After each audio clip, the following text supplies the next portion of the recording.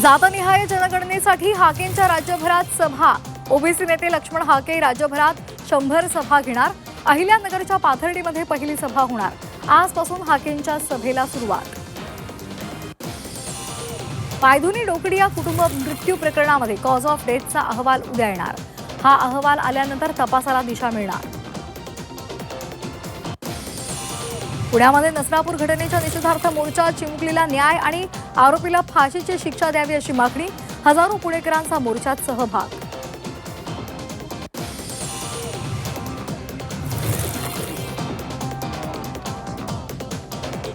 म्हाडांच्या घराचे दर कमी होणार।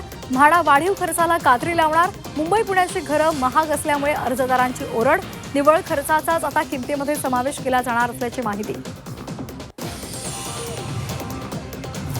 राज्यामध्ये यंदा 99.18 लाख टन साखर उत्पादन। गेल्या वर्षीच्या तुलनेत साखर उत्पादनात वाढ। 182.51 लाख क्विंटल साखर उत्पादन वाढलं। राज्यामधील ऊस गाळप हंगामाची अखेर। तुळजाभवानी मंदिराच्या खजिन्यामध्ये वाढ। तुळजाभवानीला 2 वर्षात 49 किलो सोनं अर्पण। तुळजाभवानीच्या दानपेटीमध्ये 662 किलो चांदीची भर। तुळजाभवानी मंदिराची श्रीमंती श्रेणीकडे वाटचाल। सालाबादप्रमाणे यंदाही कोकण रेल्वेचा खोळंबा। कोकण रेल्वेचं वेळापत्रक पुन्हा एकदा कोलमडलं। 8 तासांच्या प्रवासासाठी 15 तासांचा मनस्ताप। नियमित गाड्यांचं वेळापत्रक कोलमडलं। उष्णतेच्या झळांनी छत्रपती संभाजीनगरकर हैराण। छत्रपती संभाजीनगरचा पारा पोहोचला 42.4 अंश सेल्सिअसवर। एका दिवसात पारा 3 अंश सेल्सिअसनं वाढला। तापमान वाढल्यामुळे दैनंदिन जीवनावर परिणाम। रत्नागिरीला वादळी पावसाचा तडाखा। वादळी पावसामुळे जिल्ह्यामध्ये 1.5 कोटींचं नुकसान। वादळी पावसामुळे 350 घरांची पडझड। दापोली तालुक्यामध्ये अनेक ठिकाणी नुकसान। विजेचे खांब कोसळल्यामुळे वाहिन्या तुटल्यामुळे महावितरणलाही फटका। रत्नागिरीच्या फत्तेगडाला पाणी टंचाईच्या झळा। ऐतिहासिक फत्तेगडाला पाणी टंचाईचा वेढा। तीव्र उन्हामुळे विहिरींनी तळ गाठला। हंडाभर पाण्यासाठी महिलांची पायपीट।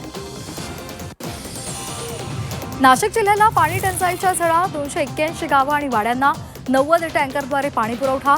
येवल्यामध्ये सर्वाधिक 33 टँकरनं पाणी पुरवठा। मालेगाव आणि इगतपुरीत प्रत्येकी 14 टँकर्सनं पाणी पुरवठा। एमडी कारखाना उभारण्याच्या तयारीमधील टोळी जेरबंद।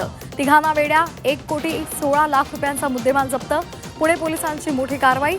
अशोक ढवळे, रामविलास विष्णू, बिपिन कुमार पंडितला बेड्या।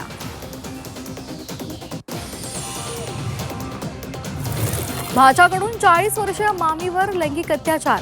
अमरावतीमध्ये पुन्हा एकदा माणुसकीला काळीमा फासणारी घटना। पीडितेचा पती कारागृहात असताना भाच्याकडून अत्याचार। आरोपीकडून पीडित महिलेवर 2 वेळा अत्याचार करत मारण्याची धमकी।